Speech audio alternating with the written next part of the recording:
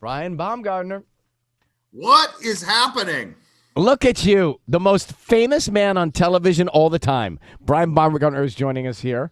I have to ask you, how have you been doing over the last couple weeks? Because I feel like I've not checked up on my friend to see how he's doing.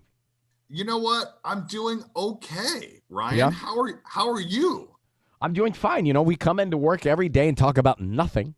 So it's not. I've listened to your show. I know. It's not a difficult gig, and we appreciate you listening to our show. How about this?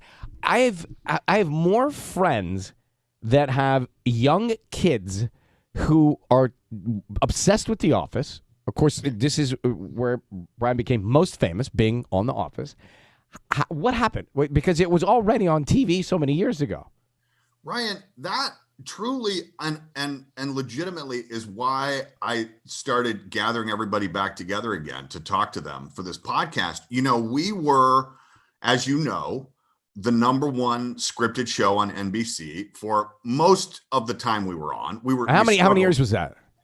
Well, 10 years, 9 seasons. You know, the first couple, famously, we were, terrible ratings, almost canceled. And then we took off and we were really big. But what has happened to the show since, in the last 8 years? The show, we haven't shot anything in 8 years. And it now is the most watched show in all of television, including all of these new shows and hit, hot, sexy, this and that. It's unbelievable. And I wanted to know why. And that's really why we all got back together after all this time to really talk about it and try to figure out if there were decisions that were made early on that made this, stand the test of time or whatever. But it's crazy. But it's hysterical. And it was one of the first, or if only, shows shot like that without laughs, right? Without the laugh track. Yeah. Well, that was, there were things in the beginning that made us have bad ratings.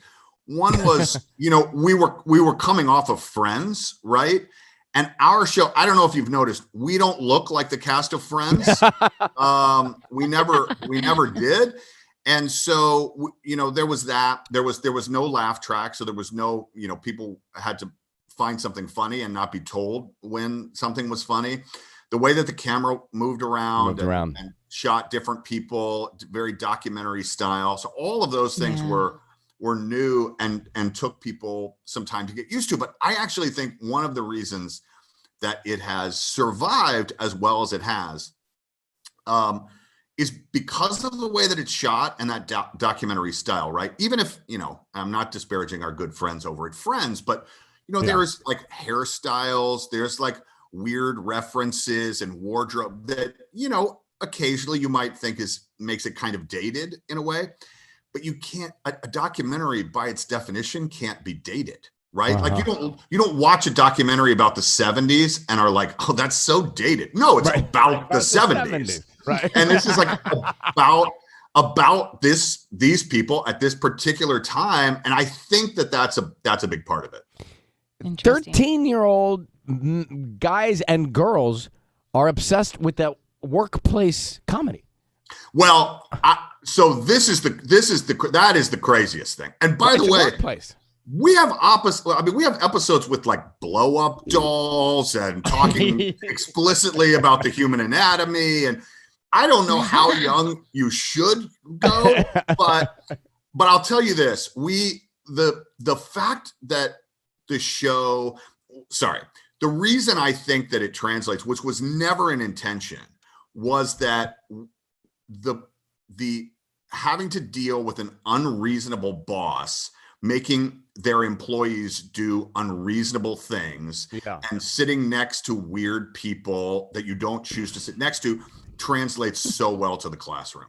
Like an unreasonable teacher making you do unreasonable things. And I think that, it's like Cheers, except Cheers, you choose to hang out at this bar night after night, right? This, you're forced to, just like kids are forced to be in school and sit next to the people that they have to.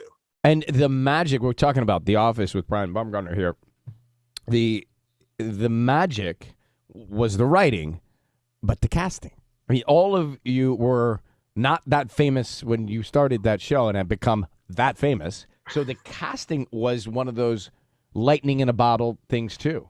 Totally. No, and Allison Jones, the casting director, she had kind of started this wave of looking at, I don't want to call misfits, but on the podcast, we have a section we call ordinary looking losers. And the idea of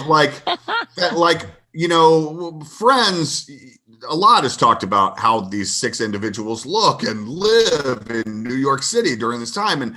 And that Greg Daniels, Ben Silverman, you and my friend Ben Silverman and Allison Jones, wanting to stay true to people who weren't famous. I mean, because Steve Carell ascended so amazingly quickly afterward, basically right before we started season 2, 40-Year-Old Virgin came out and catapulted him to the biggest comedy star in the land. But at that point, he'd done a couple of, guest things in movies or, supporting roles in movies. And he was on The Daily Show, but it was kind of before The Daily Show was cool and kind of made stars. And so it was a bunch of people nobody knew. And it was really then just about the characters and how they interacted together. Well, it's a cool conversation. It is a fantastic show that will live forever as one of the best in history. You can listen to iHeartRadio's The Office Deep Dive with Brian on iHeartRadio or wherever you get your podcast. Great to see it. But, he's from the ATL. He's from my town. ATL. Yes. My brother from Georgia. Big hugs. Up to see you soon, buddy. Me too. Be well. Thanks, guys. All right. Cheers. Bye.